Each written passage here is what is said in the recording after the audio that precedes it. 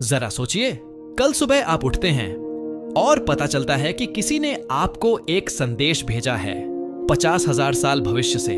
कोई भविष्यवाणी नहीं, कोई सिमुलेशन नहीं, एक असली प्रसारण, एक ऐसा संदेश जिसका अस्तित्व ही नहीं होना चाहिए था। अब सबसे डरावनी बात सोचिए, भेजने वाला कोई एलियन नहीं है, कोई सुपर एआई नहीं, कोई समानांतर ब्रह्मांड भी नहीं। भेजने वाली खुद मानवता है। यह कैसे संभव है? सदियों तक वैज्ञानिक मानते रहे कि समय सिर्फ एक दिशा में बहता है, भूत से भविष्य की ओर। लेकिन क्या हो अगर समय एक नदी नहीं बल्कि एक महासागर हो, जहां हर पल हमेशा से मौजूद हो। साल इफियोस्टैथिम की सर उनटांदे। मानव सभ्यता अब पूरे सौरमंडल में फैल चुकी थी। शुक्र के बादलों के ऊपर तैरते शहर बस चुके थे। बृहस्पति की कक्षा में विशाल अनुसंधान स्टेशन घूम रहे थे। क्षुद्र ग्रहों से दुर्लभ धातुएं निकाली जा रही थीं। इंसान ने लगभग हर असंभव चीज को संभव बना दिया था। लेकिन एक सवाल अब भी अनुत्तरित था, क्या हम ब्रह्मांड में अकेले हैं? दशकों तक सबसे शक्तिशाली दूरबीनें आकाश को खंगालती रहीं। अरबों तारे, लाखों आकाश गंगाएं, और हर बार सिर्फ खामोशी। फिर एक सुबह, सेर 3 नो सवंटा यूनिवर्सल टाइम। पृथ्वी की हर रेडियो वेधशाला ने एक ही संकेत पकड़ा। वह किसी ग्रह से नहीं आया था, किसी तारे से नहीं, किसी आकाश गंगा से भी नहीं। वह आया था अंतरिक्ष के एक ऐसे खाली हिस्से से जहां कुछ भी नहीं होना चाहिए था। पहले इसे तकनीकी खराबी समझा गया, फिर दुनिया की हर वेधशाला ने उसी संकेत की पुष्टि कर दी। सिग्नल असली था। कुछ ही घंटों में वैज्ञानिक उसे डिकोड करने में जुट गए। वह शोर नहीं था, उसमें गणित था, अभाज्य संख्याएं थीं, भौतिक स्थिरांक थे। हर पैटर्न बता रहा था कि इसे किसी बुद्धिमान सभ्यता ने जानबूझकर बनाया है। सिग्नल ठीक 147 सेकंड तक चला, फिर हमेशा के लिए बंद हो गया। 3 दिन बाद संदेश पढ़ा गया। स्क्रीन पर सिर्फ 11 शब्द उभरे। साइलेंट होराइजन को पार मत करो, हम पहले ही यह गलती कर चुके हैं। बस इतना ही। न कोई नाम, न कोई पहचान, सिर्फ एक चेतावनी। लेकिन असली झटका अभी बाकी था। हर रेडियो सिग्नल में एक टाइम स्टैंप होता है। जब वैज्ञानिकों ने उसका समय पढ़ा, पूरा कंट्रोल रूम खामोश हो गया। संदेश भेजा गया था साल बाइसाई हॉन्डर 154 में, लगभग 50,000 साल भविष्य में। यह असंभव था, लेकिन सिग्नल सामने मौजूद था। सरकारों ने वैश्विक वैज्ञानिक आपातकाल घोषित कर दिया। संदेश में दिए गए निर्देशांक को एक नाम दिया गया, साइलेंट होराइजन। पृथ्वी से लगभग 41 प्रकाश वर्ष दूर। जब सबसे शक्तिशाली दूरबीनें उस दिशा में घुमाई गईं, तो वहां कुछ भी नहीं था, न तारा, न ग्रह, न ब्लैक होल। सिर्फ एक ऐसा शून्य जैसे ब्रह्मांड का एक हिस्सा मिटा दिया गया हो। वैज्ञानिकों ने गुरुत्वाकर्षण खोजा, लगभग शून्य। विकिरण खोजा, कुछ नहीं। डार्क मैटर, गायब। यह खाली नहीं था, यह असंभव था। फिर एक और विचित्र घटना हुई। उस शून्य के पीछे से आने वाला तारों का प्रकाश अजीब तरह से मुड़ने लगा। लेकिन यह सामान्य गुरुत्वीय लेंसिंग नहीं थी। सीधी रेखाएं गोल बनने लगी। तारामंडल खुद में समाने लगे, मानो अंतरिक्ष ने अपना आकार खो दिया हो। एक वैज्ञानिक ने धीरे से कहा, यह अंतरिक्ष नहीं बदल रहा, वास्तविकता बदल रही है। कृत्रिम बुद्धिमत्ता ने पिछले 200 वर्षों के सभी खगोलीय रिकॉर्ड खंगाले। नतीजों ने हर वैज्ञानिक को हैरान कर दिया। साइलेंट होराइजन हमेशा से वहीं मौजूद था। वह छिपा हुआ था, लेकिन गायब नहीं। पुरानी दूरबीनों की तस्वीरों में भी उसी जगह हल्की हल्की विकृतियां दिखाई दे रही थीं। इसका मतलब साफ था, वह हमेशा से पृथ्वी को देख रहा था। बस मानवता ने कभी उसे पहचान ही नहीं पाया। फिर सबसे चौंकाने वाली खोज हुई। विश्लेषण से पता चला कि यह संदेश सामान्य अंतरिक्ष से होकर नहीं आया था। अगर ऐसा होता तो उसे पृथ्वी तक पहुंचने में कम से कम 41 साल लगते। लेकिन उसके संकेतों का व्यवहार किसी भी जात नियम से मेल नहीं खाता था।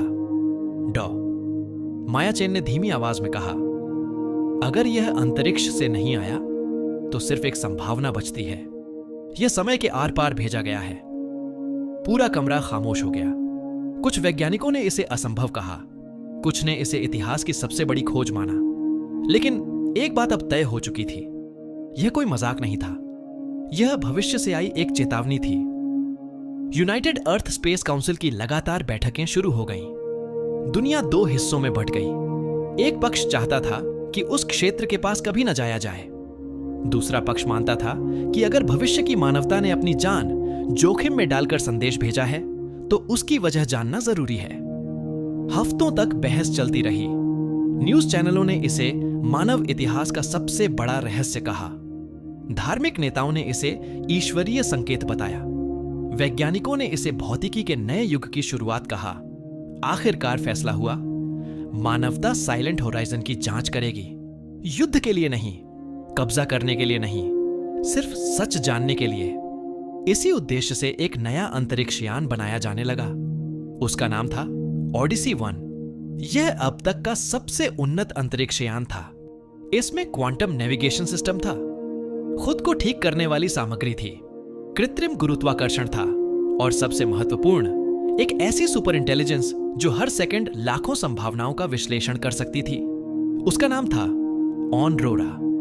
पृथ्वी, चंद्रमा, मंगल और बृहस्पति की कक्षा में मौजूद स्टेशन दिन रात इसके निर्माण में जुट गए। हर पेंच, हर सर्किट, हर कोड एक ऐसे मिशन के लिए तैयार किया जा रहा था जहां पहले कभी कोई इंसान नहीं पहुंचा था। लेकिन इस पूरी परियोजना में एक ऐसी फाइल भी थी जिसे पूरी पृथ्वी पर सिर्फ 6 लोग ही पढ़ सकते थे। उसके ऊपर लिखा था, अगर हम कभी वापस न लौटें। कुछ महीनों बाद ओडिसी 1 पूरी तरह तैयार था। लेकिन हैरानी की बात यह थी कि इतने विशाल यान में सिर्फ 6 लोगों को भेजा जाना था। 1 करोड़ से भी ज्यादा उम्मीदवारों में से सिर्फ 6। उन्हें ताकत के आधार पर नहीं चुना गया था। उन्हें इसलिए चुना गया था क्योंकि वे असंभव परिस्थितियों में भी सही निर्णय ले सकते थे। कमांडर इलियास केन, 20 वर्षों का गहरे अंतरिक्ष का अनुभव रखने वाले मिशन लीडर। डॉ माया चेन, वही वैज्ञानिक जिन्होंने सबसे पहले कहा था कि संदेश समय के पार से आया है। डॉ अर्जुन पटेल, खगोल जीव विज्ञानी, जिनका काम यह समझना था कि क्या जीवन पूरे ब्रह्मांड में एक जैसे नियमों का पालन करता है। कैप्टन सोफिया अल्वारेज, मुख्य इंजीनियर, अगर यान में कोई भी खराबी आती तो पूरी उम्मीद उन्हीं पर टिकी होती। लेफ्टिनेंट नोआह ब्रूक्स, नेविगेशन विशेषज्ञ, जिनकी एक गलती पूरे मिशन को खत्म कर सकती थी। और आखिर में ऑनरोरा, एक ऐसी कृत्रिम बुद्धिमत्ता जो सिर्फ आदेश नहीं मानती थी, वह सीख सकती थी, खुद फैसले ले सकती थी, जरूरत पड़ने पर इंसानों से असहमति भी जता सकती थी। लॉन्च से 3 दिन पहले हर क्रू सदस्य को अपने परिवार से आखिरी निजी संदेश मिला। किसी ने हंसते हुए अलविदा कहा, किसी ने रोते हुए और किसी ने बिना कुछ बोले सिर्फ स्क्रीन को देखते हुए कॉल खत्म कर दी। उन्हें पता था यह सफर शायद वापसी का नहीं होगा।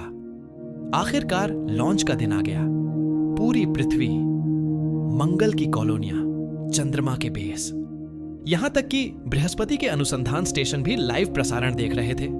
अरबों लोग एक ही स्क्रीन पर नजरें टिकाए बैठे थे। उलटी गिनती शुरू हुई। 10, 9, विशाल इंजन धीरे धीरे जागने लगे। 8, यान के चारों ओर नीले प्लाज्मा की चमक फैल गई। 7, ऑनरोरा ने पहली बार कहा, सभी सिस्टम सामान्य, मिशन की सफलता की संभावना अज्ञात। कंट्रोल रूम में सन्नाटा छा गया। किसी एआई ने पहले कभी ऐसा उत्तर नहीं दिया था। कमांडर केन मुस्कुराए, झूठी उम्मीद से बेहतर है सच्चाई। 3, 2, 1, ओडिसी 1 आसमान की ओर उठ गया। कुछ ही मिनटों में वह पृथ्वी के गुरुत्वाकर्षण से बाहर निकल चुका था। नीचे नीला ग्रह धीरे धीरे छोटा होता गया। कोई कुछ नहीं बोला। हर व्यक्ति सिर्फ उसे देखता रहा, क्योंकि सभी जानते थे अगली बार जब वे पृथ्वी को देखेंगे, अगर देख पाए तो शायद वहां सब कुछ बदल चुका होगा। यह यात्रा लगभग 4 साल तक चली। इसलिए नहीं कि ओडिसी 1 धीमा था, बल्कि इसलिए क्योंकि ब्रह्मांड की विशालता की कोई सीमा नहीं थी। दिन ब दिन क्रू एक ही दिनचर्या का पालन करता रहा। सिस्टम जांच, वैज्ञानिक शोध, शारीरिक प्रशिक्षण और आराम। खिड़की के बाहर तारों का नक्शा धीरे धीरे बदलता गया। पुराने तारामंडल पीछे छूटते गए और नए सामने आते गए। ऑनरोरा हर पल मार्ग की गणना कर रही थी। अब तक सब कुछ योजना के अनुसार चल रहा था। फिर एक सुबह, बिना किसी चेतावनी के, सेंसरों ने कुछ ऐसा दर्ज किया जिसे देखकर पूरा ब्रिज खामोश हो गया। साइलेंट होराइजन सामने था। वह किसी ब्लैक होल जैसा नहीं दिखता था, न किसी निहारिका जैसा। ऐसा लगता था जैसे वास्तविकता का एक हिस्सा मिटा दिया गया हो। तारों के बीच एक बिल्कुल काला गोला तैर रहा था। न उससे कोई रोशनी निकल रही थी, न वह किसी रोशनी को परावर्तित कर रहा था। कमांडर केन ने धीरे से कहा, तो आखिर हम यहां पहुंच ही गए। जैसे जैसे ओडिसी 1 आगे बढ़ा, अजीब घटनाएं शुरू होने लगीं। यान की घड़ियां सामान्य चल रही थीं, लेकिन बाहर के तारे असामान्य गति से बदलने लगे। पूरे तारामंडल मिनटों में अपनी जगह बदल रहे थे। दूर की आकाश गंगाएं उनकी आंखों के सामने घूमती हुई दिखाई दे रही थीं। ऑन रोरा ने तुरंत सभी आंकड़ों का विश्लेषण किया। कुछ सेकंड बाद उसकी आवाज सुनाई दी, होराइजन के बाहर समय की गति हमारे संदर्भ से अलग है। डॉ माया ने काले गोले की ओर देखते हुए कहा, अगर यह सही है तो हम अंतरिक्ष नहीं देख रहे, हम समय को बहते हुए देख रहे हैं। ओडिसी 1 धीरे धीरे उस अदृश्य सीमा के करीब पहुंचा। जैसे ही उसने सीमा पार की, हर सिस्टम एक साथ झिलमिलाने लगा। 3 सेकंड के लिए कृत्रिम गुरुत्वाकर्षण पूरी तरह गायब हो गया। पूरा क्रू हवा में तैरने लगा। फिर सब कुछ अचानक सामान्य हो गया। कमांडर केन ने मिशन घड़ी देखी। सिर्फ 12 सेकंड बीते थे। उसी समय ऑन रोरा बोली, पृथ्वी से स्वचालित संदेश प्राप्त हुआ है। सबके चेहरे पर हल्की मुस्कान आई, लेकिन अगले ही पल वह मुस्कान गायब हो गई। संदेश की तारीख थी 18 जुलाई। क्रू के लिए सिर्फ कुछ सेकंड गुजरे थे, लेकिन पृथ्वी पर 23 साल बीत चुके थे। ब्रिज पर गहरा सन्नाटा छा गया। डॉ माया ने धीमी आवाज में कहा, हमने सिर्फ एक सीमा पार नहीं की, हम ऐसी जगह आ चुके हैं जहां समय अपने नियम खुद लिखता है। सामने का अंधेरा धीरे धीरे हटने लगा और उसके पीछे जो दिखाई दिया उसे देखकर किसी की भी सांस रुक सकती थी। वहां न कोई ग्रह था, न कोई तारा, बल्कि हर दिशा में फैला हुआ एक चमकता हुआ अनंत प्रकाश सागर था। ऐसा दृश्य जिसे देखने की कल्पना तक मानवता ने कभी नहीं की थी। जैसे जैसे ओडिसी 1 उस रहस्यमयी क्षेत्र में आगे बढ़ता गया, अंधेरा पूरी तरह गायब होने लगा। उसकी जगह अब एक अनंत चमकता हुआ प्रकाश सागर था। यह कोई साधारण रोशनी नहीं थी। करोड़ों चमकते कण अदृश्य धाराओं में बह रहे थे, मानो पूरा ब्रह्मांड सांस ले रहा हो। कमांडर केन खिड़की के पास आकर रुक गए। मैंने अपनी पूरी जिंदगी अंतरिक्ष में बिताई है, लेकिन ऐसा दृश्य कभी नहीं देखा। डॉ माया ने धीरे से कहा, क्योंकि यह सामान्य अंतरिक्ष नहीं है। ऑरोरा ने तुरंत स्कैन शुरू किया। कुछ पल तक वह पूरी तरह शांत रही। फिर पहली बार उसकी आवाज में अनिश्चितता सुनाई दी। मैं इस वातावरण की पहचान नहीं कर पा रही हूं। यह सुनते ही पूरे ब्रिज में सन्नाटा छा गया। अब तक ऑनरोरा हर सवाल का जवाब दे चुकी थी, लेकिन पहली बार उसके पास भी कोई उत्तर नहीं था। तभी सामने सेंसरों पर एक विशाल संरचना दिखाई दी। उसका आकार इतना बड़ा था कि कोई भी यंत्र उसकी सीमा नहीं माप पा रहा था। कभी वह किसी क्रिस्टल जैसी लगती, कभी किसी शहर जैसी, और अगले ही पल किसी जीवित प्राणी जैसी। मानो वास्तविकता खुद तय नहीं कर पा रही थी कि वह आखिर है क्या। जैसे जैसे ओडिसी 1 करीब पहुंचा, वह संरचना और स्पष्ट होने लगी। वह धातु से नहीं बनी थी, पत्थर से भी नहीं। वह पूरी तरह प्रकाश से बुनी हुई थी। अरबों चमकते धागे एक दूसरे से जुड़े हुए थे और उनके बीच अनगिनत ज्यामितीय आकृतियां धड़क रही थीं। डॉ माया ने स्क्रीन की ओर देखते हुए कहा, यह कोई इमारत नहीं, यह जानकारी है। ऑरोरा ने तुरंत पुष्टि की। यह संरचना वही पैटर्न उत्सर्जित कर रही है जो पृथ्वी पर मिले संदेश में था। कमांडर केन ने गहरी सांस ली। मतलब संदेश यहीं से आया था। धीरे धीरे ओडिसी 1 उस संरचना की बाहरी परत के भीतर प्रवेश करने लगा, लेकिन सीमा पार करते ही कुछ ऐसा हुआ जिसकी किसी ने कल्पना भी नहीं की थी। बिना किसी चेतावनी के हर क्रू सदस्य के सामने अलग अलग दृश्य उभरने लगे। कमांडर केन ने अपना बचपन का घर देखा। डॉ माया ने अपने दिवंगत पिता को मुस्कुराते हुए देखा। कैप्टन सोफिया ने अपनी छोटी बेटी की हंसी सुनी। नोआह ने पृथ्वी को वैसा देखा जैसी वह उनके मिशन वाले दिन थी। ये दृश्य बाहर नहीं थे, वे सब उनके दिमाग के अंदर बन रहे थे। ऑन रोरा ने तुरंत रिपोर्ट दी, किसी बाहरी प्रोजेक्शन का पता नहीं चला। यह संरचना सीधे आपके मस्तिष्क से संवाद कर रही है। डॉ माया ने कांपती आवाज में कहा, यह हमारी यादें नहीं पढ़ रही, यह उनसे बात कर रही है। उसी क्षण पूरे यान में एक शांत आवाज गूंज उठी। न वह पुरुष की थी न स्त्री की, लेकिन हर व्यक्ति उसे साफ सुन सकता था। हम तुम्हारा इंतजार कर रहे थे। कमांडर केन ने तुरंत पूछा, तुम कौन हो? कुछ पल तक सिर्फ खामोशी रही। फिर वह आवाज दोबारा सुनाई दी, तुम्हारे सवाल का जवाब तुम्हारी पूरी सभ्यता बदल देगा। पूरा ब्रिज खामोश हो गया। कमांडर केन ने दोबारा पूछा, अगर तुम मानवता नहीं हो तो आखिर हो कौन? कुछ सेकंड तक कोई जवाब नहीं आया। फिर पूरी चमकती संरचना एक साथ धड़कने लगी। वह शांत आवाज फिर गूंजी, हम वही हैं जो तुम बनने वाले हो। क्रू के चेहरों का रंग उड़ गया। डॉ, माया ने कांपती आवाज में पूछा, क्या तुम भविष्य के इंसान हो? आवाज ने बिना रुके उत्तर दिया, हां, लगभग 50,000 साल आगे की मानवता।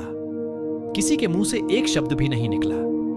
इतनी लंबी अवधि तक मानव सभ्यता का अस्तित्व बचा रहना ही अपने आप में असंभव लग रहा था। कमांडर केन ने धीरे से पूछा, अगर तुम सच में भविष्य की मानवता हो तो हमें चेतावनी क्यों भेजी? कुछ पल बाद जवाब आया, क्योंकि हमने वही गलती की थी जिसे तुम दोहराने वाले हो। पूरे यान में सन्नाटा छा गया। डॉ, अर्जुन आगे बढ़े। कौन सी गलती? चमकते धागे अचानक बदलने लगे। उनके बीच अनगिनत दृश्य दिखाई देने लगे। एलियन सभ्यताएं, विशाल शहर, अकल्पनीय तकनीक। फिर एक एक करके सब नष्ट होने लगे। पूरे ग्रह जल उठे, तारे फट गए, आकाश गंगाएं अंधेरे में डूब गईं। आवाज बोली, हम अकेले नहीं थे। लाखों बुद्धिमान सभ्यताएं इस ब्रह्मांड में जन्मी, लेकिन लगभग सभी का अंत एक जैसा हुआ। कमांडर केन ने पूछा, किसने उन्हें नष्ट किया? उत्तर ने सबको चौंका दिया, किसी दुश्मन ने नहीं, उनके अपने ज्ञान ने। डॉ, माया समझ नहीं पाई, ज्ञान किसी सभ्यता को कैसे खत्म कर सकता है? आवाज बोली, जब कोई सभ्यता समय को नियंत्रित करना सीख जाती है तब वह प्रकृति के संतुलन को तोड़ देती है। उसी क्षण उसका अंत शुरू हो जाता है। अरोड़ा अचानक बीच में बोली, कमांडर, पूरे क्षेत्र में समय की संरचना अस्थिर हो रही है। तुरंत पूरे यान में अलार्म बजने लगे। मॉनिटरों पर तारीखें तेजी से बदलने लगी। सब कुछ एक साथ दिखाई दे रहा था। अरोड़ा की आवाज पहली बार कांप रही थी, मैं यह निर्धारित नहीं कर पा रही कि वर्तमान वर्ष कौन सा है। तभी पूरी संरचना तेजी से कांपने लगी। आवाज पहले से अधिक गंभीर हो गई। टाइम कोलैप्स शुरू हो चुका है। कमांडर केन ने चिल्लाकर पूछा, टाइम कोलैप्स क्या है? कुछ पल की खामोशी के बाद जवाब आया, वह क्षण जब भूत, वर्तमान और भविष्य अलग अलग रहना बंद कर देते हैं। पूरे यान के बाहर वास्तविकता टूटती हुई दिखाई देने लगी। हजारों संभावित भविष्य एक साथ जन्म ले रहे थे और उसी गति से मिट भी रहे थे। क्रू समझ चुका था, अब उनके सामने सिर्फ एक मिशन नहीं बल्कि पूरी मानव सभ्यता का भविष्य खड़ा था। ओडिसी 1 के बाहर वास्तविकता लगातार बदल रही थी। एक ही जगह पर अनगिनत भविष्य दिखाई दे रहे थे। कहीं मानवता पूरे ब्रह्मांड पर राज्य कर रही थी, कहीं पृथ्वी एक उजड़ा हुआ ग्रह बन चुकी थी और कहीं ऐसा लग रहा था मानो इंसान कभी अस्तित्व में था ही नहीं। कमांडर केन ने कंट्रोल पैनल कसकर पकड़ लिया। हमें क्या करना होगा? चमकती संरचना से वही शांत आवाज फिर सुनाई दी, हर बुद्धिमान सभ्यता को एक दिन यह चुनाव करना पड़ता है। डॉ, माया ने पूछा, कैसा चुनाव? आवाज बोली, अपने ज्ञान को अपने साथ ले जाकर शक्ति बनाना या उसे यहीं छोड़कर अगली सभ्यता के लिए चेतावनी बना देना। तभी चारों ओर फैले प्रकाश के धागों में अरबों यादें चमकने लगीं। हर धागा किसी सभ्यता का इतिहास था, उनकी खोजें, उनकी गलतियां, उनकी उपलब्धियां और उनका विनाश। आवाज फिर बोली, इसे हम आर्काइव कहते हैं। यहां कोई सभ्यता अमर नहीं होती, सिर्फ उसकी सीख अमर रहती है। कमांडर केन ने गहरी सांस ली। अगर हम अपना ज्ञान यहां छोड़ दें तो हमारी दुनिया का क्या होगा? कुछ पल तक सन्नाटा रहा, फिर जवाब आया, तुम्हारा भविष्य अनिश्चित रहेगा, लेकिन तुम्हारी सभ्यता के पास सही रास्ता चुनने का अवसर होगा। डॉ, अर्जुन ने पूछा, और अगर हम यह ज्ञान अपने साथ ले गए? आवाज तुरंत बोली, तो तुम भी वही गलती दोहराओगे जो हम कर चुके हैं। शक्ति तुम्हें आगे ले जाएगी, लेकिन बुद्धि पीछे छूट जाएगी। अंत वही होगा, सभ्यता का पतन। पूरे ब्रिज में खामोशी फैल गई। कुछ देर बाद कमांडर केन ने अपने साथियों की ओर देखा। एक एक करके सबने सिर हिलाया। डॉ माया आगे बढ़ी। हम अपना ज्ञान आर्काइव को सौंपते हैं ताकि भविष्य की कोई भी सभ्यता हमारी गलती न दोहराए। जैसे ही यह शब्द बोले गए, पूरी संरचना सुनहरी रोशनी से चमक उठी। हजारों टूटती हुई समय रेखाएं धीरे धीरे एक होने लगीं। मॉनिटरों पर बदलती तारीखें रुक गईं। अब वहां सिर्फ एक तारीख दिखाई दे रही थी। टाइम कोलैप्स समाप्त हो चुका था। आवाज आखिरी बार सुनाई दी। तुमने वही निर्णय लिया जो हमने 50,000 साल पहले लिया था। इसी कारण यह संदेश तुम तक पहुंच सका। अगले ही पल पूरी चमकती संरचना धीरे धीरे गायब होने लगी। ओडिसी 1 फिर सामान्य अंतरिक्ष में लौट आया, लेकिन लौटते समय क्रू पहले जैसा नहीं था। उन्हें अब समझ आ चुका था कि ब्रह्मांड का सबसे बड़ा रहस्य किसी एलियन सभ्यता में नहीं, बल्कि समय में छिपी मानवता की अपनी कहानी में था। और शायद आज भी ब्रह्मांड के किसी शांत कोने में साइलेंट होराइजन अगली सभ्यता का इंतजार कर रहा है। तो अगर आपको आज से 50,000 साल भविष्य से ऐसा कोई संदेश मिले जिसमें सिर्फ एक चेतावनी लिखी हो, वह गलती मत दोहराना जो हम कर चुके हैं, तो क्या आप उस चेतावनी पर भरोसा करेंगे या फिर सच जानने के लिए उसी रास्ते पर चल पड़ेंगे? शायद ब्रह्मांड का सबसे बड़ा रहस्य किसी दूर की आकाश गंगा में नहीं, बल्कि समय के उस पार छिपा हो, जहां हमारी अपनी मानवता हमारा इंतजार कर रही हो। अगर आपको ऐसी रहस्यमयी और दिमाग घुमा देने वाली साइंस फिक्शन कहानियां पसंद हैं, तो अभी चैनल को सब्सक्राइब कर लीजिए और बेल आइकॉन जरूर दबाइए, क्योंकि अगली वीडियो में हम ब्रह्मांड के एक और ऐसे रहस्य का पर्दाफाश करेंगे जिसके बारे में शायद आपने पहले कभी नहीं सुना होगा। वीडियो पसंद आई हो तो लाइक करें, अपने दोस्तों के साथ शेयर करें और कमेंट में जरूर बताइए। अगर आपको भविष्य से कोई एक संदेश मिलता तो आप सबसे पहले क्या पूछते? मिलते हैं अगली वीडियो में। तब तक आसमान को देखते रहिए, सवाल पूछते रहिए, क्योंकि हर जवाब के पीछे एक नया रहस्य छिपा होता है।